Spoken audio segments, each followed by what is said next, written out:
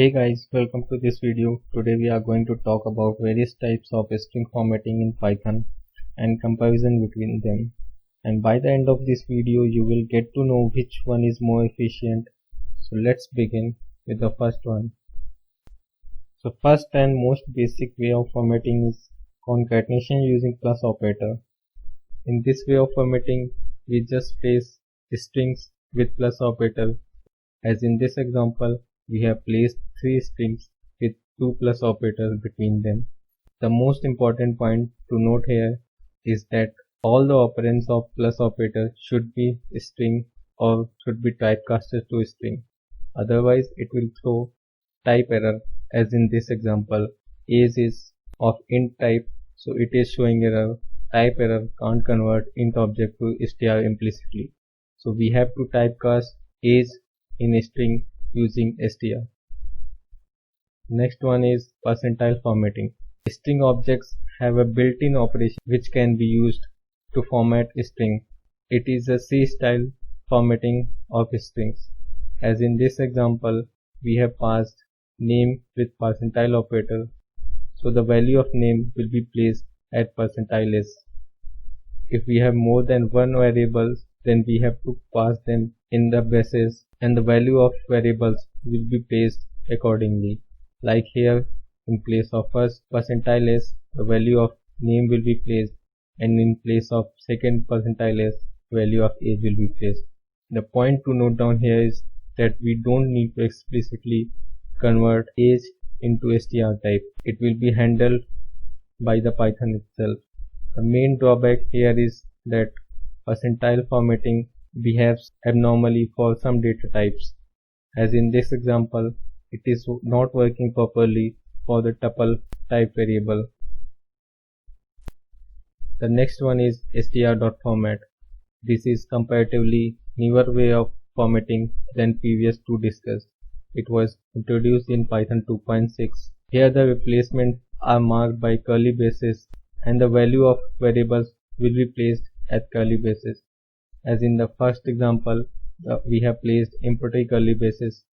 The value of name will be placed at first empty curly braces and value of age will be placed at second empty curly braces. The another way of doing this is using indexing. Like in the second example, we have mentioned index 0 and 1. So age will be placed at 0 index and name will be placed at 1 index. So in this example, we can pass the variables in any order because they are placed or replaced in a string considering the index. The another way of doing this is by assigning names to variables. Here we have assigned name and age as highlighted, and we have to place the same name in curly braces. So value will be replaced in strings accordingly. The str.format can also be used in dictionaries.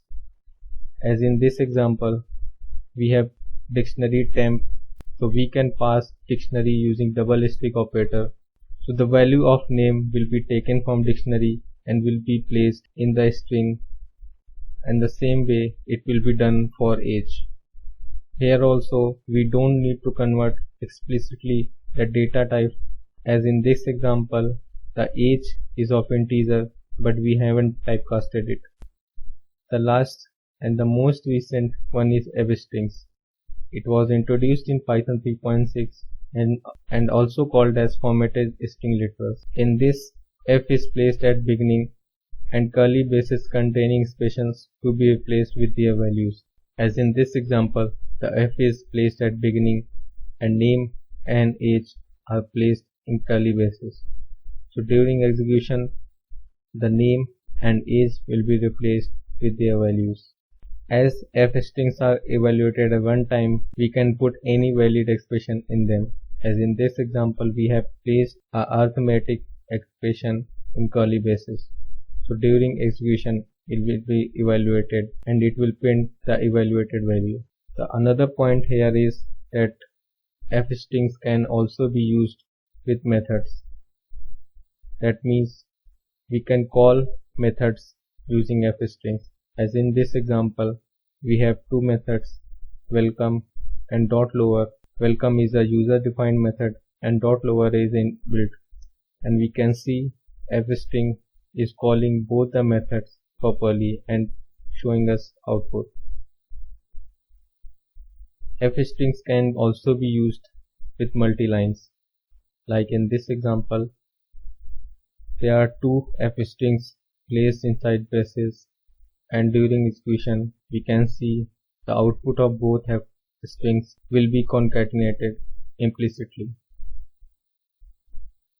So now we have gone through all the formatting styles, so we will see comparison between them on the basis of time tagging. So for that we are executing the same statement 1 million times on same environment using different techniques as shown in this example. So first way of doing this is using normal concatenation.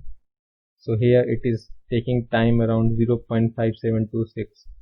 So next way is percentile formatting, similarly string.format, format, and the last way shown is using fstrings. So on the basis of time we can see str.format is taking highest time and is placed at 4th position. Second one, next one is normal concatenation, and next is percentile formatting at 2nd position, and we can see fstring is taking least amount of time for the same execution. So here we can see like str.format and normal formatting are taking approx same time, and next better is percentile formatting and fstrings stand top of them. So we can say that fstrings introduced in Python 3.6 are the most efficient way of string formatting on basis of execution time.